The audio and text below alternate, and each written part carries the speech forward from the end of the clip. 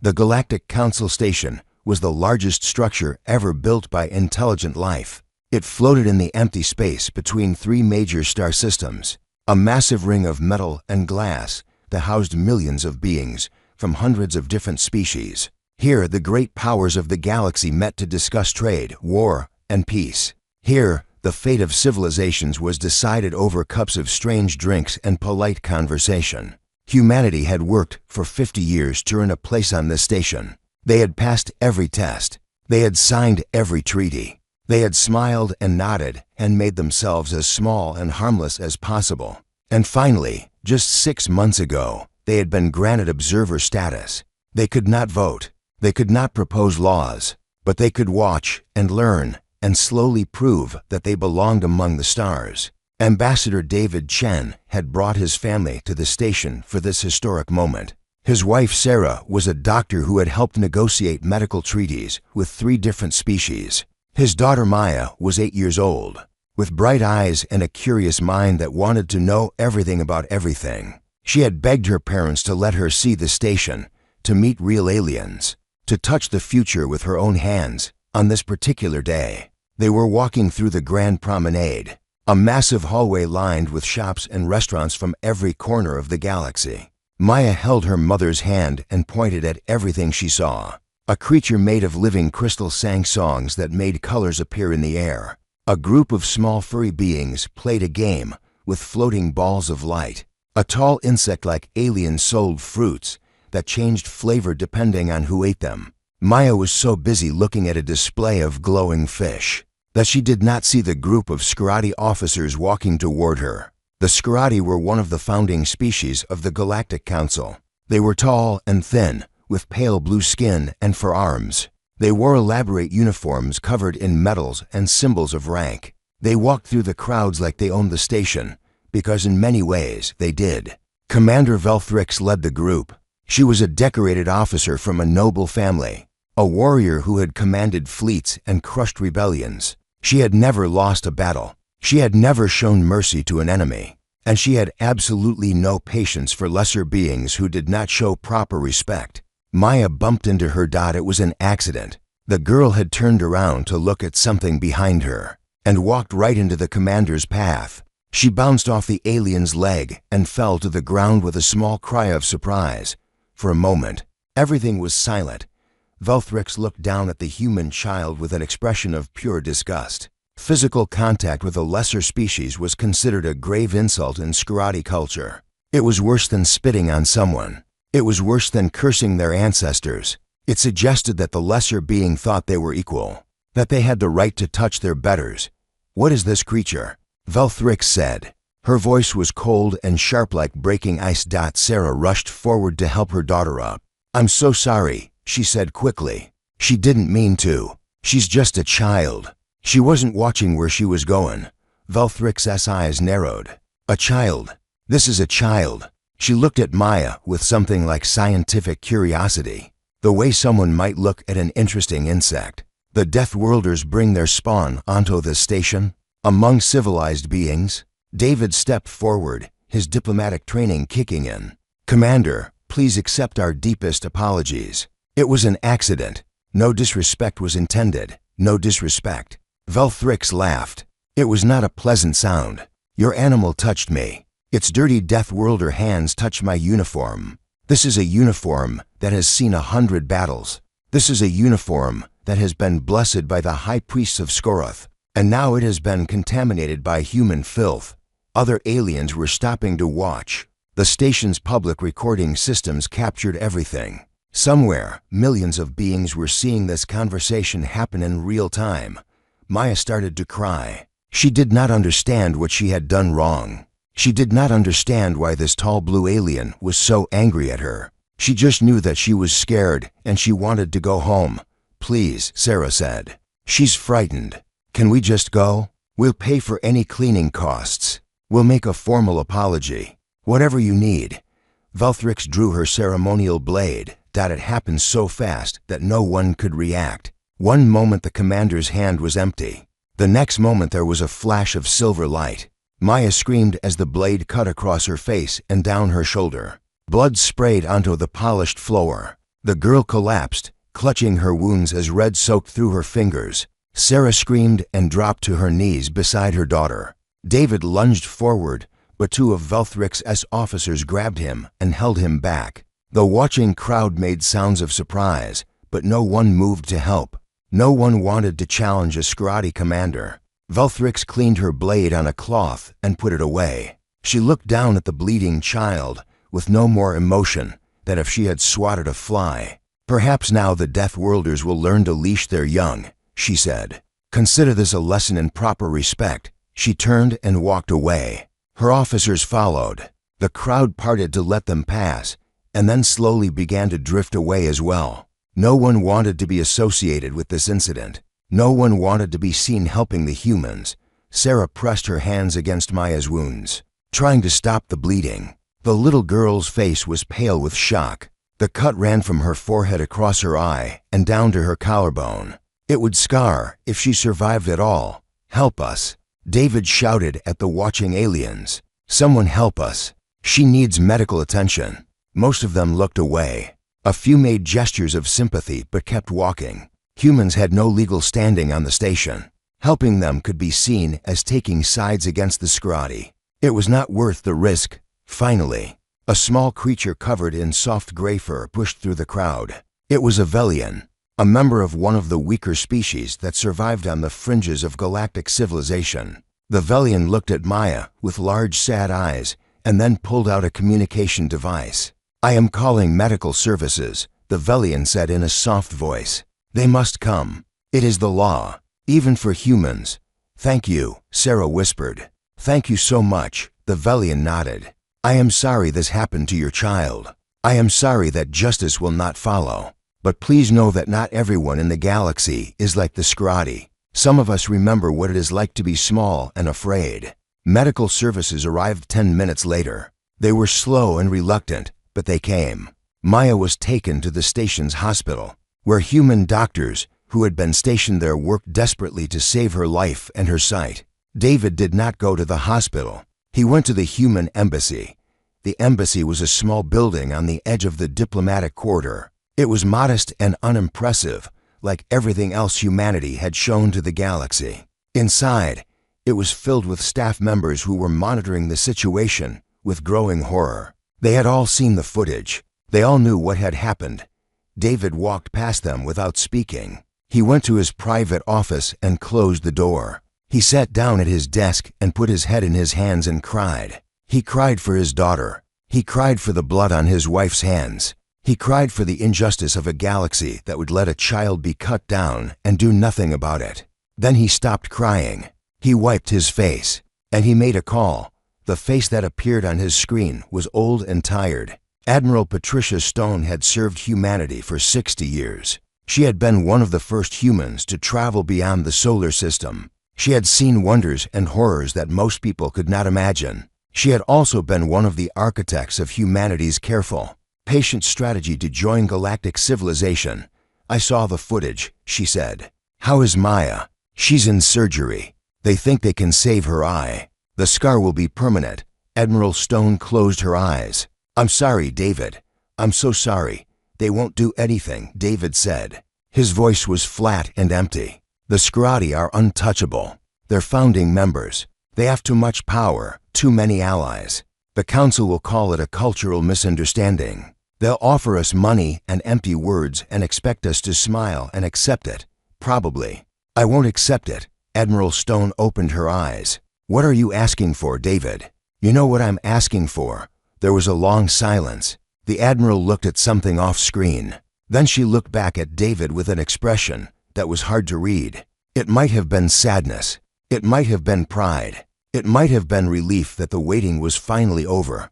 "The Carthage Protocol," she said. "You're sure? They hurt my daughter. They cut my little girl's face open and laughed about it. And the entire galaxy watched and did nothing." David's hands were shaking. 50 years we've played their game.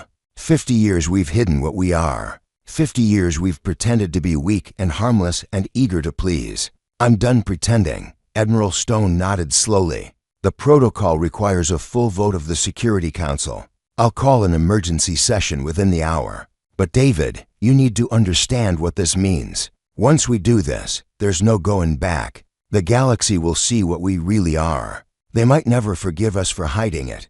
They hurt my daughter," David repeated. "They can forgive us or they can fear us. I don't care anymore. Understood?" The Admiral paused. "For what it's worth, I think this day was always coming. Maybe it's better tea." 72 hours passed after the attack on Maya Chen. In that time, the Galactic Council did exactly what everyone expected them to do. First, they held an emergency meeting to discuss the incident. Representatives from 300 species gathered in the Great Chamber and watched the footage of Commander Velthrix cutting a human child. They made sounds of concern and shook their heads and spoke in serious tones about the importance of proper conduct. Then they voted. The vote was not even close. 263 species voted to classify the incident as a cultural misunderstanding. Only 37 voted to punish the Scrati. The rest did not vote at all. Too afraid to take sides, the official ruling was delivered to the human embassy by a junior council bureaucrat who looked like he would rather be anywhere else in the galaxy. The council recognizes that the incident was unfortunate. The bureaucrat read from his official document. However, the council also recognizes the cultural sensitivities of our founding members. Commander Velthrix has agreed to issue a formal apology, and the Scrati government will pay compensation of 50,000 galactic credits to the injured party. The council considers this matter closed. Ambassador David Chen stood in his office and listened to every word. His face showed no expression. His voice was calm and controlled. 50,000 credits, he said. "That's the price of my daughter's face?" The bureaucrat shifted uncomfortably. "It is a generous offer, Ambassador. More than the council has ever offered in similar cases." Similar cases. There have been similar cases? Well, yes. The Scrati have had other incidents with lesser species. It is simply part of galactic politics. I am sure you understand. David nodded slowly. "I understand perfectly. Thank you for delivering this message. You may go." The bureaucrat left quickly, glad to escape the strange intensity in the human's eyes. David walked to his window and looked out at the station. Ships of every size and shape moved through the space around the massive ring. Aliens went about their daily business. The galaxy continued to turn, completely unaware that everything was about to change. His communication device buzzed. He looked at the message and allowed himself a small smile. The Carthage Protocol had been approved unanimously. Now, all he had to do was wait. The first ships arrived 6 hours later. They were not military vessels. The Council's sensors classified them as civilian transports, cargo haulers, and passenger liners. They came from every direction, from human colonies scattered across the galaxy that most species did not even know existed. There were dozens of them at first, then hundreds, then thousands. They did not approach the station. They did not send any messages. They simply stopped at a respectful distance and waited. A great silent ring of human ships surrounding the seat of galactic power. Council security forces were confused. The ships were not doing anything illegal. They were not in restricted space. They were not threatening anyone. They were just there. The Scrati High Commander watched the gathering fleet from his personal quarters and laughed. "Look at them," he said to his officers. "The Deathworlders are staging a parade. What do they think this will accomplish? Are they hoping to impress us with their merchant ships? Should we take action, Commander?" One of his subordinates asked. "Action? Against cargo haulers?" The High Commander laughed again. "No, let them float there. Let them waste their fuel and their time. Eventually they will get tired and go home. Humans have no patience. Everyone knows this, but the humans did not go home. More ships arrived every hour. The ring grew thicker and wider, and still they said nothing. Still they simply waited. Other species began to notice. The Galactic News Network ran continuous coverage of the strange human gathering. Experts debated what it meant. Some said it was a peaceful protest. Some said it was a show of economic power, a reminder of how much trade the humans controlled. Some said it was nothing at all, just confused Deathworlders who did not understand how galactic politics worked. Then the military fleet arrived. It came out of faster-than-light travel all at once. In perfect formation, The sensors of every species on the station went crazy with alarms and warnings. For a moment, the Council thought it was an invasion from some unknown enemy. But the ships were human, and there were so many of them. The Council had seen human military vessels before. The humans had always sent small delegations to joint exercises. Older ships with minimal weapons and skeleton crews. They had always ranked somewhere in the middle of galactic military power. Stronger than the minor species, but far behind the great powers like the Scrati. This fleet changed everything. The flagship alone was larger than any vessel the galaxy had ever built.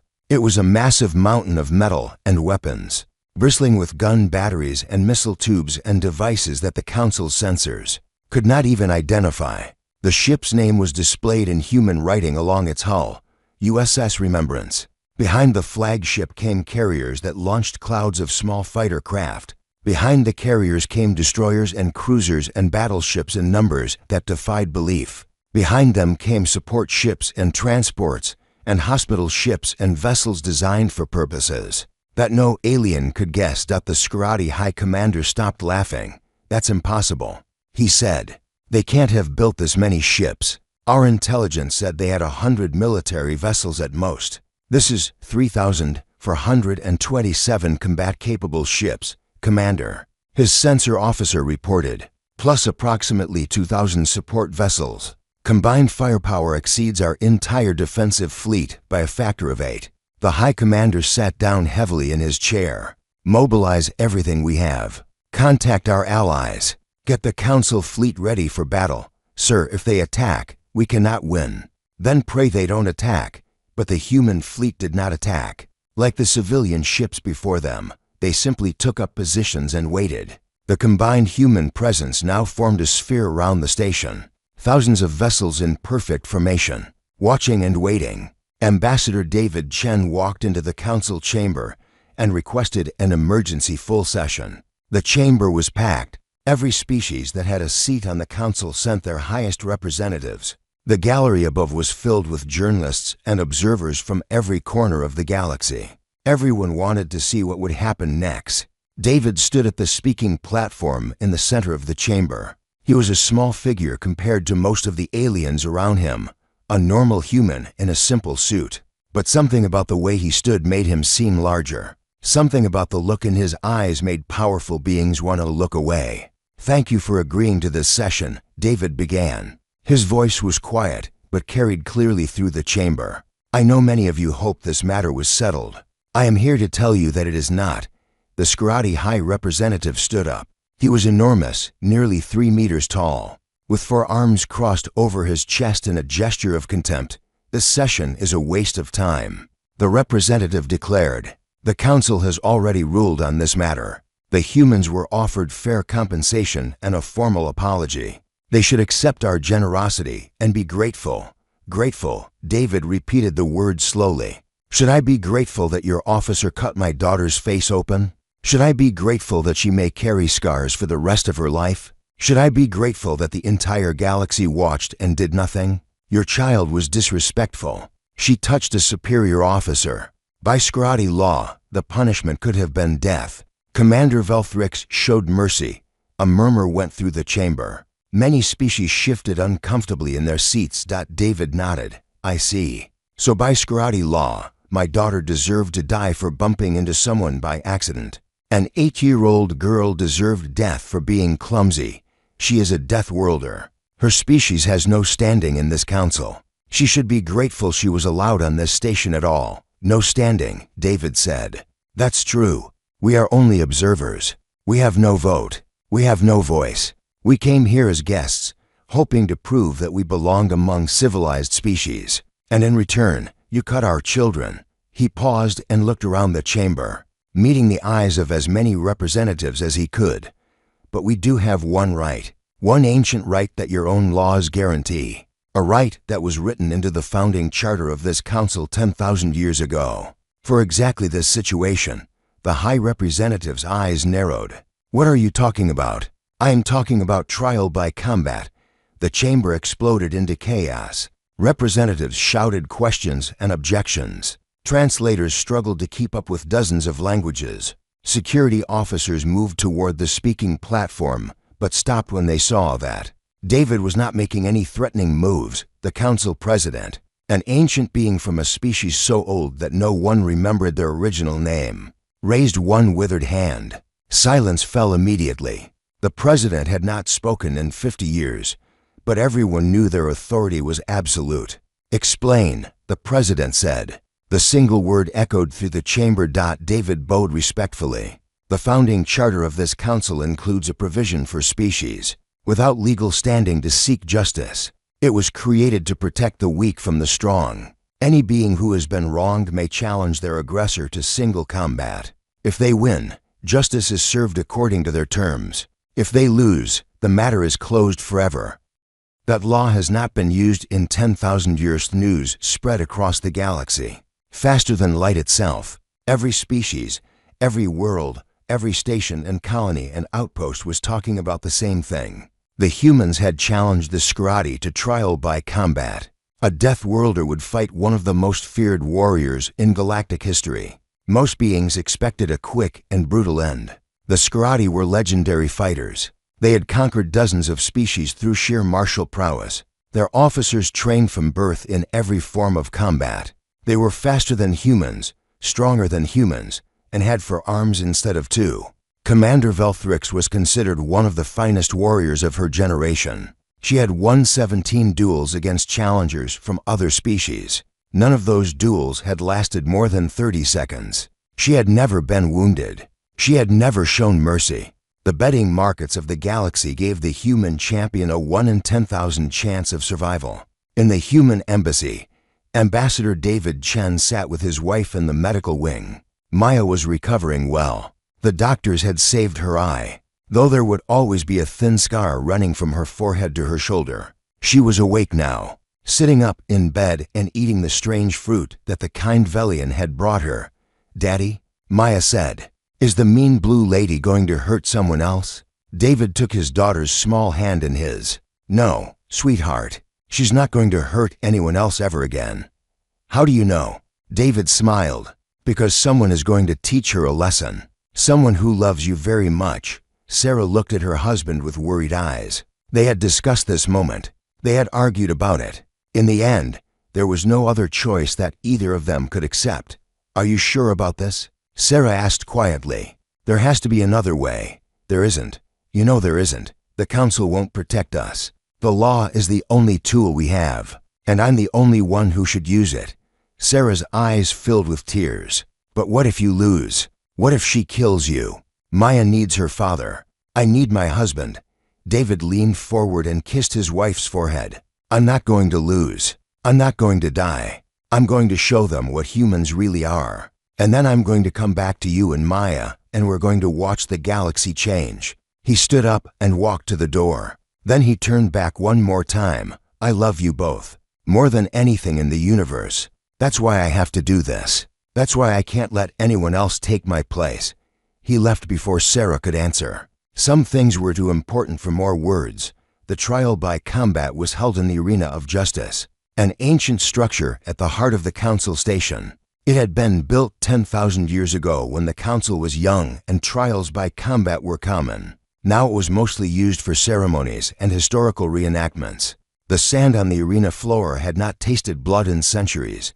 Today, that would change. The arena could hold 50,000 spectators, and every seat was filled. Representatives from every species in the galaxy had come to watch. The Scriati delegation occupied the best seats, confident in their champion's victory. The human delegation sat on the opposite side, their faces calm and unreadable. Billions more watched through the Galactic Broadcast Network. This was the most watched event in galactic history. Everyone wanted to see what would happen when a Deathworlder faced a Scriati warrior. Commander Velthrix entered the arena first. She wore ceremonial armor that gleamed like polished silver. In her 4 hands she carried for weapons a long sword, a short blade, a curved knife, and a weighted chain. Each weapon had killed dozens of opponents. Each was maintained to perfect sharpness. She walked to the center of the arena and raised her arms to the crowd. The Scriati section cheered wildly. Other species made sounds of appreciation for her impressive display. Velthrix turned to face the human entrance. She smiled, showing teeth that were small but sharp. "Where is my victim?" She called out. "Send out your champion, Deathworlders. I promise to make it quick." The human entrance opened. David Chen walked onto the sand alone. He wore no armor. He carried no weapons. He was dressed in simple clothing, the kind a human might wear for exercise or manual labor. His hands were empty. His feet were bare. The arena fell silent. Then the Scrotty began to laugh. "This is your champion." Velthrix could barely speak through her amusement. This is the best humanity could find? An unarmed diplomat with no training and no protection? David walked forward until he stood 10 meters from the Scrotty commander. He looked up at her with an expression that held no fear. "I am Maya Chen's father," he said. His voice was quiet, but the arena's sound systems carried it to every ear. "You hurt my daughter. I am here to answer for that. You are here to die, maybe, but I'm not going to make it easy for you." The council president appeared on a floating platform above the arena. Their ancient voice echoed through the space. "The trial by combat will now begin. The challenge was issued by the humans on behalf of their injured child. The terms are as follows. If the human champion wins, Commander Velthrix will be surrendered to human custody for punishment. If the Scrotty champion wins, the matter of the child's injury will be considered closed and the humans will withdraw their fleet. The combat will continue until one participant yields, is unable to continue, or is dead." The president paused. "May justice prevail. Begin." Velthrix attacked immediately. She was fast, faster than any human could ever hope to be. Her long sword swept through the air in a silver arc aimed at David's neck. It was a killing blow, designed to end the fight in the first second. David ducked. The blade passed over his head close enough to cut a few strands of hair. Velthrix was already following up with her short blade, stabbing toward his chest. David twisted sideways. The blade caught his shirt and tore it but missed his body. The crowd gasped. No one had expected the human to survive the first exchange. Velthrix pressed her attack. She was a blur of motion, all four arms working independently to strike from multiple angles at once. Her chain whipped toward David's legs while her knives sought his vital organs. Any other opponent would have been cut to pieces. David kept moving. He did not try to block. He did not try to counterattack. He simply moved, dodging and weaving through the storm of steel with movements that seemed almost casual. "Stand still," Velthrix shouted. "Fight like a warrior." "This is how I fight," David replied. He was not even breathing hard. The exchange continued for 2 minutes, 3 minutes, 5 minutes. Velthrix attacked with everything she had, using techniques that had killed the greatest warriors of a dozen species. David avoided them all. He took small cuts on his arms and legs, wounds that bled but did not slow him down. He never stopped moving. The Scrotty section grew quiet. Something was wrong. Their champion should have won by now. The human should be dead. "What are you?" Velthrix demanded. She was starting to breathe hard. Her arms were slowing down. "How are you doing this?" "I'm human," David said. "We're Deathworlders, remember? Our planet is a nightmare of predators and disasters and diseases. Everything on Earth is trying to kill us, all the time. We evolved to survive." He let her slash at him again, stepping back just enough to let the blade miss. "We're not the fastest or the strongest, but we never stop. We never get tired. Our ancestors chased prey across the savannah for days at a time, just walking, until the prey collapsed from exhaustion. That's what we are. We're the species that doesn't quit." Velthrix attacked again, but her movements were slower now. 10 minutes of constant combat at maximum effort was taking its toll. Her muscles were burning with fatigue. Her lungs were screaming for air. David was barely sweating. "You're getting tired," he observed. "I can see it. Your arms are shaking. Your footwork is sloppy. How much longer can you keep this up?" "I am a Scrotty warrior," Velthrix shouted. "I do not tire. I do not fail." She threw herself at him with renewed fury, swinging wildly with all four weapons. David took a cut across his cheek. He took a gash on his shoulder. He kept moving. "On Earth," David continued, his voice still calm, "we have a saying. It's not about how hard you can hit. It's about how hard you can get hit and keep moving forward. That's how winning is done. 15 minutes. 20 minutes. Velthrix's attacks became slow and clumsy. She was gasping for breath. Sweat poured down her blue skin. Her arms felt like they were made of lead. David had not thrown a single punch. This is impossible. Velthrix gasped. This is not natural. You should be dead. You should be begging for mercy. I'll never beg, David said. I'll never stop. I'll never give up. That's what you don't understand about us. You think we're weak because we're soft and slow and small. But we're the species that survived an ice age by walking to where it was warm. We're the species that crossed oceans on wooden boats. We're the species that went to our moon just because it was there. He smiled. And for the first time, Velthrix saw something in his eyes that terrified her. We're the species that never, ever quits. No matter how long it takes. No matter how much it hurts. No matter what stands in our way. Velthrix swung her sword one more time. It was a weak blow, exhausted and desperate. David stepped inside her reach and caught her wrist in his hand. Then he squeezed. The sword fell from her grip as her bones creaked under pressure that seemed impossible. From such a small creature. She tried to pull away, but David held on, his fingers dizzy. The aftermath of the trial by combat spread through the galaxy like wildfire. Every news network played the footage over and over again. Experts analyzed every moment of the fight. Scientists studied the data and tried to understand how a small, soft human had utterly destroyed one of the greatest warriors the Sciarati had ever produced. The answer was terrifying in its simplicity.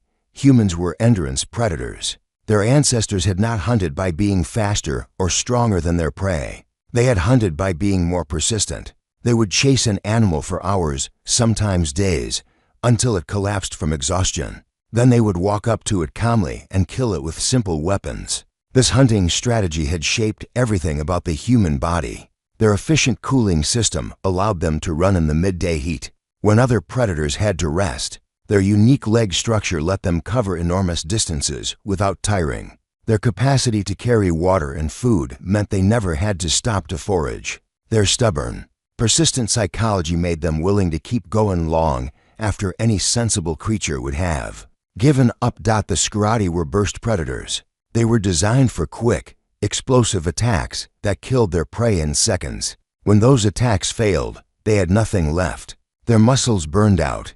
Their hearts could not pump enough oxygen. Their minds were not built to handle extended combat.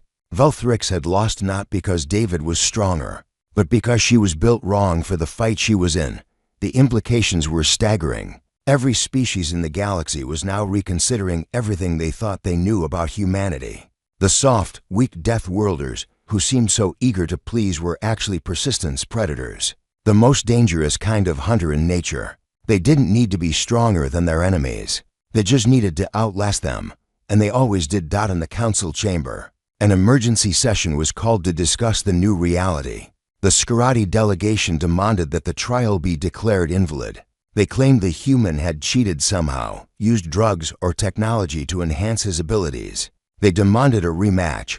The council president shut them down with a single raised hand. The trial was conducted according to ancient law, the president announced. The human champion wore no armor and carried no weapons. Medical scans before the fight confirmed that Ambassador Chen had no artificial enhancements. He won through natural ability and superior tactics. The result stands. This is an outrage. The Sciarati High Representative shouted. We demand justice. Justice was served, the president replied. Commander Velthrix is hereby remanded to human custody for punishment. That was the agreement. That is the law. Ambassador David Chen stood and addressed the chamber. His wounds from the fight had been treated, but he wore no bandages. He wanted everyone to see the cuts that were already healing. A visual reminder of what humans could endure. We do not seek revenge, David said. We seek justice, and justice has been served. But there is more that needs to be said. He walked to the center of the speaking platform and looked around at the gathered representatives. For 50 years, humanity has hidden its true nature from this council. We made ourselves seem weak and harmless because we were afraid. Afraid that if you knew what we really were, you would never accept us. Afraid that you would see us as monsters instead of partners. He paused, letting the silence build. We were wrong to hide, and you were wrong to make us feel we had to. He pressed a button on his communication device. The chamber's display screens came to life, showing images and data that made many representatives gasp. "This is Earth," David said. The screen showed a blue and green planet that looked peaceful from space. Then the view changed, showing massive predators with rows of teeth, showing violent storms that could level cities, showing earthquakes and volcanoes and floods, showing bacteria that could kill in hours and viruses that had wiped out millions. Our homeworld is a death trap. Everything there is trying to kill us. The weather, the wildlife, the diseases, even the planet itself. By any reasonable measure, intelligent life should never have evolved there. But we did. We survived. We adapted. We became the most dangerous species our planet has ever produced. The images changed again, showing human history. Armies marching across continents, ships crossing vast oceans, rockets reaching toward the stars. We have fought wars that killed hundreds of millions of our own kind. We have weapons that can crack a planet in half. We have the capacity for violence that would give any species nightmares. He let that sink in, and we chose not to use it. We came to this council with open hands and peaceful intentions, because we genuinely wanted to be friends. We made ourselves small, because we hoped that kindness would be repaid with kindness. His voice hardened. Instead, we were treated as lesser beings. Our children were attacked. Our requests for justice were dismissed. We were told that we had no standing, no rights, no value. David walked toward the scrotty section of the chamber. The representatives there shrank back in their seats. "Let me be clear about something. If we wanted to, we could destroy your entire civilization in a week. Not because we're stronger than you individually, but because we never stop. We would chase your fleets across the galaxy until they ran out of fuel. We would hunt your soldiers until they collapsed from exhaustion. We would wage war with a persistence and determination that your species cannot match." He stopped and took a deep breath. "But we're not going to do that. Because we're not monsters. We're not conquerors. We're not the villains you feared." He turned back to address the entire chamber. "Humanity wants peace. Real peace based on mutual respect and equal treatment. We want to trade and cooperate and learn from each other. We want to explore the galaxy together and discover its wonders side by side. All we ask in return is simple.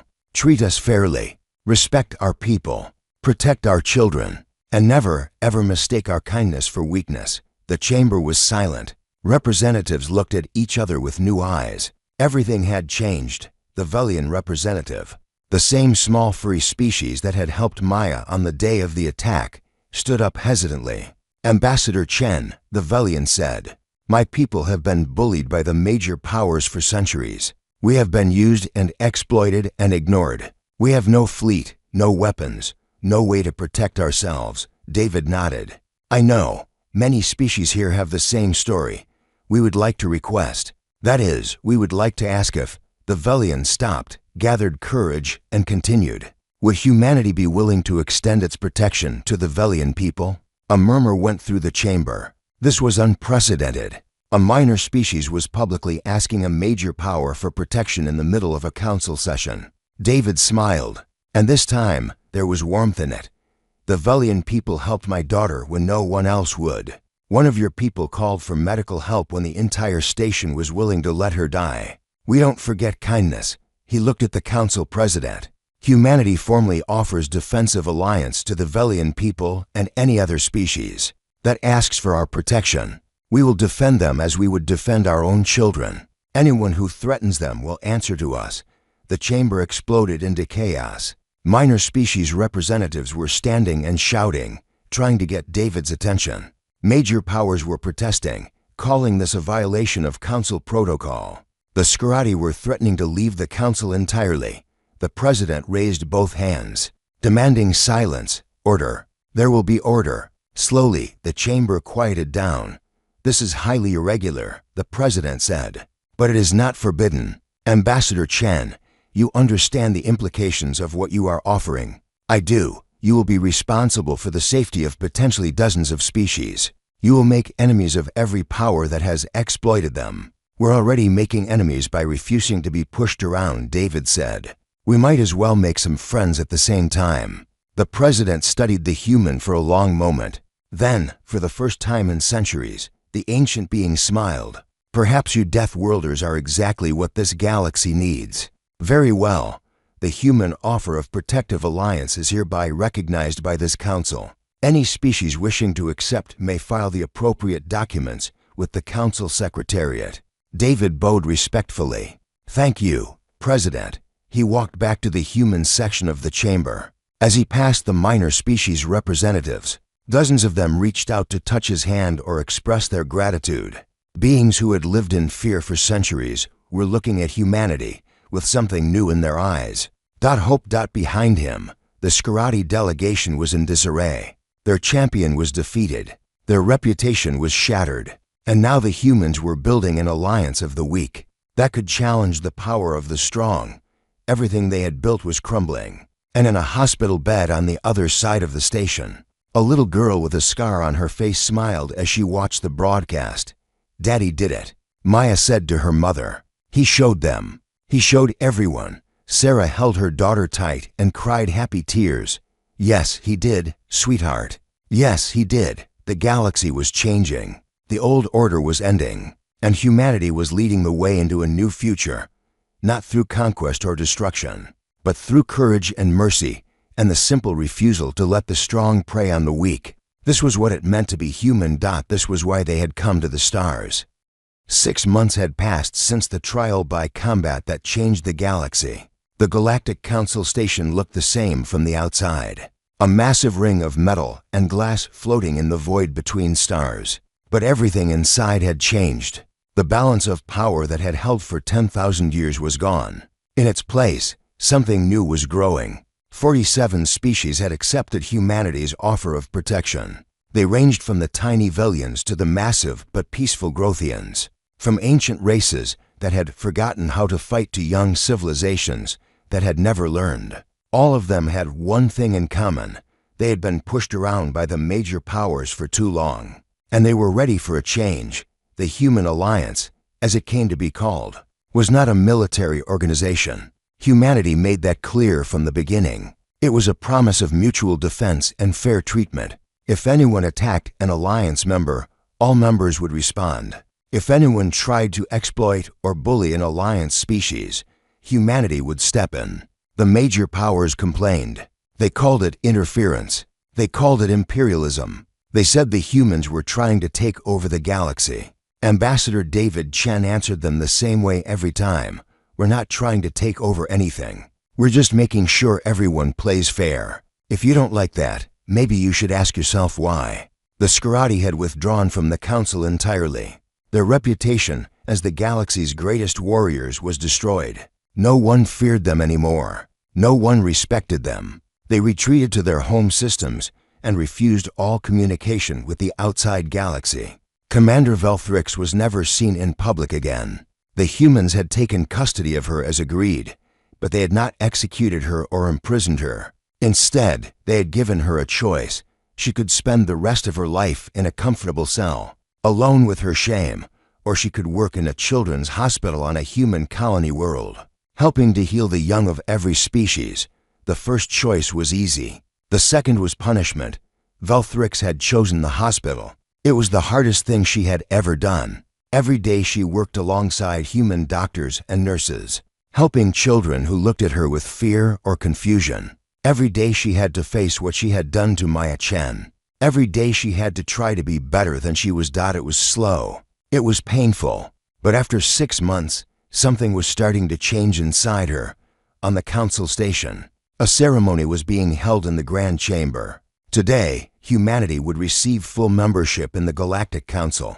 After 50 years of waiting and 6 months of upheaval, they would finally have a vote and a voice equal to any other species. The chamber was packed with representatives from across the galaxy. The Human Alliance species had the best seats, right next to the human delegation. Other species watched with a mixture of curiosity and respect. The council president rose from their ancient seat and raised one withered hand. Today we gather to welcome a new full member to this council. Humanity has proven themselves worthy through courage, through mercy and through their commitment to justice. They have shown us that strength is not about weapons or armies. It is about standing up for what is right, even when it is hard. The president turned to face the human delegation. Ambassador David Chen, please approach. David walked to the speaking platform. He was wearing his formal diplomatic uniform, the first time he had done so since the attack on Maya. Beside him walked his wife Sarah, and between them, holding both their hands, walked Maya. The little girl's scar was visible, a thin silver line running from her forehead to her shoulder. Human medicine had done everything it could, but the mark would never completely fade. She wore it proudly now, a symbol of survival. Ambassador Chen, the president said, "Do you accept full membership in this council on behalf of humanity and all species under human protection?" David looked at his daughter. She nodded and smiled. "We do," he said. "With one condition," the chamber murmured. Conditions were not traditional in acceptance ceremonies. "Speak your condition," the president said. David lifted Maya up so that she could reach the speaking platform's microphone. The little girl looked out at the thousands of aliens watching her with wide eyes. She took a deep breath and spoke in a clear, young voice. "I want everyone to be nice to each other," Maya said. "I want there to be no more hurting. I want the big species to protect the little species instead of being mean to them. And I want everyone to be friends." The chamber was silent. Then, slowly, a sound began to build. It was the sound of hundreds of different species making their gestures of approval. Some clapped, some whistled, some made sounds that humans could not hear. All of them were agreeing with the simple words of a child. The president smiled again, an expression that seemed to come more easily these days. "Your condition is accepted," the president said. "Let it be known that humanity joins this council with a commitment to kindness, protection, and friendship. May we all learn from their example." They pressed a ceremonial button. Lights flashed across the chamber. The human flag appeared on the wall alongside the banners of every other council species. It was done. Humanity was officially part of the galactic community. The celebration lasted for hours. Representatives from every species came to congratulate the human delegation. The Velian representative wept openly as they thanked David and Sarah and Maya for giving their people hope. Other Alliance species shared stories of how their lives had already improved now that they had human protection. Late in the evening, David found a quiet corner of the chamber and watched the festivities from a distance. Sarah joined him, carrying a sleeping Maya in her arms. She wore herself out. Sarah said with a tired smile, "Too much excitement." David reached out and gently touched his daughter's scarred face. "She's going to change the galaxy, you know. Not me, not the fleet, not our technology, her. What she said today will be remembered long after all of us are gone. Because she asked everyone to be nice, because she meant it, and because she proved that even after someone hurt her, she could still believe in kindness." David shook his head in wonder. "That's the most human thing I've ever seen. That's what makes us who we are." They stood together in comfortable silence, watching as the galaxy celebrated. Far away, in a children's hospital on a human colony world, Velthrix finished her shift and walked to her small room. On her desk was a letter that had arrived that morning. It was from Maya Chen. The letter was short and simple, written in a child's careful handwriting. "Dear Commander Velthrix, my daddy says you are working at a hospital now to help children. That makes me happy. I hope you are learning to be good.